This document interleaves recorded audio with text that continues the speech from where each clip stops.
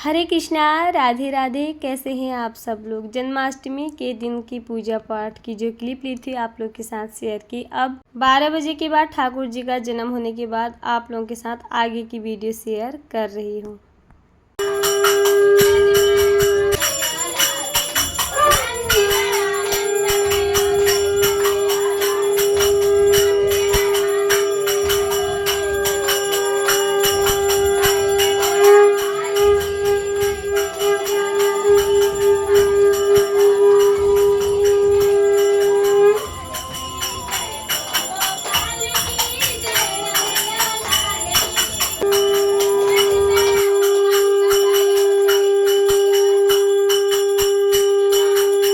रात्रि के ठीक 12 बजे ठाकुर जी प्रकट हुए और उनके स्वागत में हमने शंख, धन, ताली और ढोलक बजा के उनका स्वागत किया और आने की खुशी मनाई। उनका इस तरह से स्वागत किया। लाला की जय जयकार करते हुए नंद के आनंद भयो जय कन्हैया लाल की, इस तरह से ठाकुर जी को प्रणाम किया सबसे पहले। और उनका इसी तरह से हमने जो विधि होती है उसी विधि से खीरे से नाल छेदन या नाल भेदन जिसे हम बोलते हैं वो कार्य किया।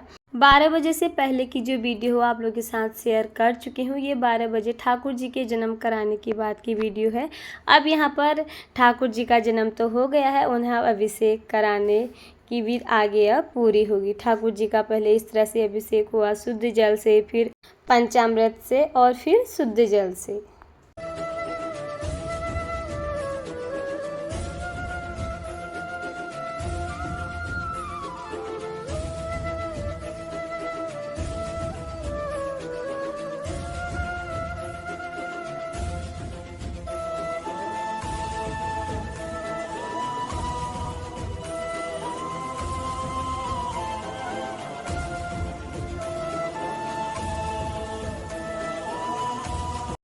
उसके बाद ठाकुर जी का अंग पोषण, यानी कि जब किसी बच्चे का स्नान वगैरह होता है उसके बाद एक साफ कपड़े से बच्चे का अंग पोषण किया जाता है।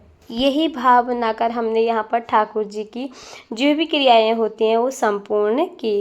यहाँ पर लिटा कर ही उनकी मालिश की, मतलब इत्र सेवा दी, क्योंकि अभी बच्चे ने जन्म ले रखा है और जब कोई नया नया बच्चा जन्म लेता है तो उसकी बड़ी अच्छे से सेवा होती है। यही हमें भाव मन में रखना है कि लड्डू गोपाल जी की पूजा भाव की ही पूजा होती है। तो यहाँ पर लाला को अभिषेक कराने के बाद इत्र से मालिश हुई और उसके बाद अच्छे से सुंदर नई पोशाक हमने लाला को पहना दी है। उसके बाद थोड़े से फूलों का आसन देंगे और उन्हें उनके सिंहासन पर हम विराजमान करेंगे। फिर हम चंदन से उनका तिलक कर देंगे। बस इसी तरह से हमने ठाकुर जी की सरल विधि से अपनी जन्माष्टमी मनाई, बहुत खुशी के साथ मनाई और अपने ठाकुर जी के साथ मनाई। बस कब पूरा दिन कब बीता कुछ पता ही नहीं चला, क्योंकि ठाकुर जी के 56 भोग बनाने में ही समय चला गया। भगवान को समय देना या भगवान के लिए समय निकालना, इससे बड़ी बात और क्या हो सकती है। मेरे जीवन की बहुत बड़ी बात है जो भगवान के लिए मेरा समय जा रहा है। उसके बाद ठाकुर जी को जो नई बांसुरी लाई थी उसमें भी तिलक किया, वो भी ठाकुर जी को दी। उनके जन्मदिन पर उनकी बांसुरी उनके हाथ में मैंने पकड़ाई इसी तरह से। और यहाँ पर जो भी प्रतिमाएं, जो भी मूर्ति विग्रह है उन सब का तिलक किया और सबसे पहले भोग ठाकुर जी को शहद का लगाया। उसके बाद उनका प्रिय भोग माखन मिश्री, जो ठाकुर जी का सबसे प्रिय भोग है, वो उन्हें खिलाया। फिर मैंने अन्न का भोग लगाया जो मैंने अपने हाथों से अपने ठाकुर जी के लिए बनाया था। और यहाँ पर ठाकुर जी से बहुत प्रार्थना की, विनती की, प्रभु जो भी मैंने बनाया है इसका भोग आप स्वीकार करो। जो भी रूखा सूखा मेरे से बन पड़ा है और करने वाले तो आप ही हो, बस हमें सिर्फ निमित्त आपने बना रखा है। आप आए हैं जगत के पालनहार, इस भोग को स्वीकार करो। इस तरह से हमने ठाकुर जी को 56 भोग लगाए। ये हमारा नहीं आपका ही दिया हुआ है, प्रभु आइए हमारा भोग स्वीकार करिए। इस तरह से अलग अलग बर्तनों में मैंने रखा और बहुत सारी प्लेटों को एक बर्तन में रख के इस तरह से 56 भोग बनाकर अपने ठाकुर जी के सामने रखा। अगर मैं एक एक करके रखती तो इसमें भी ये फिर नहीं हो पाता। इस तरह से मैंने बड़े बड़े बर्तनों में भोग को रखा और ठाकुर जी को इस तरह से भोग समर्पित किया। तो ये मैंने ठाकुर जी को भोग लगाया और यहाँ पर 10-15 मिनट ये भोग ठाकुर जी के सामने ही रहने दिया। उसके बाद मैंने ठाकुर जी के लिए बनाया था केक, और ठाकुर जी इसी दिन घर पे विराजमान हो रखे, तो केक तो मैं हर साल उनके लिए बनाती हूँ। इस तरह से फिर हमने केक कटिंग करी, और केक हर साल ठाकुर जी के जन्मदिन पर बनाती हूँ। और फिर यहाँ पर लड्डू गोपाल जी ने केक कटिंग करी, और 56 भोग लगाने के बाद हमने केक भी काटा, और केक काटने के बाद सबसे पहले लड्डू गोपाल जी को वो केक खिलाया।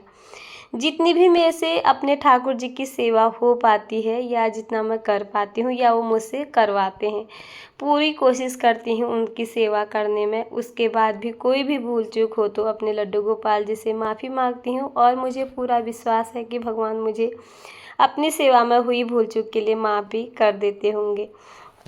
उसके बाद दीपक तो मेरा अखंड पूरे दिन जलता रहा और पूरी रात्रि जला, और ये कल पूरे दोपहर तक ये दीपक मेरा जलता ही रहा। उसके बाद भोग लगाने के बाद मैंने ठाकुर जी को यहाँ पर झूला झुलाया, वो प्रक्रिया भी पूरी करी। सब लोगों ने हमने पूजा भी एक साथ करी घर पर, और झूला भी झुलाया ठाकुर जी को, 56 भोग भी एक साथ लगाए। और हाँ, घर में पूजा पाठ हम सबको एक साथ ही करनी चाहिए। अगर पूरा परिवार एक साथ रहता है तो एक साथ ही भगवान की पूजा करें, इससे और ज़्यादा भगवान प्रसन्न होते हैं। तो इस तरह से हमने ठाकुर जी की झूला झुलाया, उनकी नज़र उतारी, जो भी क्रियाएं होती हैं उनके जन्मदिन की सारी पूरी करी। ये करते करते मुझे रात्रि के 1-1:30 तो बज चुका था। उसके बाद ठाकुर जी के 56 भोग मैंने मंदिर से उठाए थे, और उसके बाद ठाकुर जी के वस्त्र मैंने पोशाक बदल ली, उनको शयन कराया। उसके बाद ही मैंने अपना व्रत खोला था। फलाहार व्रत रखती हूँ मैं, और फल खाकर ही मैंने व्रत को तोड़ा था। जन्माष्टमी की पूरी पूजा मैंने आप लोगों के साथ शेयर की। आप लोगों को कैसी लगी मेरी जन्माष्टमी की पूजा, कमेंट बॉक्स में ज़रूर बताना, और आपको वीडियो पसंद आए तो हरे कृष्णा ज़रूर लिखें। फिर मिलती हूँ अगली वीडियो में, तब तक के लिए आप सभी को हरे कृष्णा, राधे राधे। आप सभी का वीडियो देखने के लिए बहुत बहुत धन्यवाद।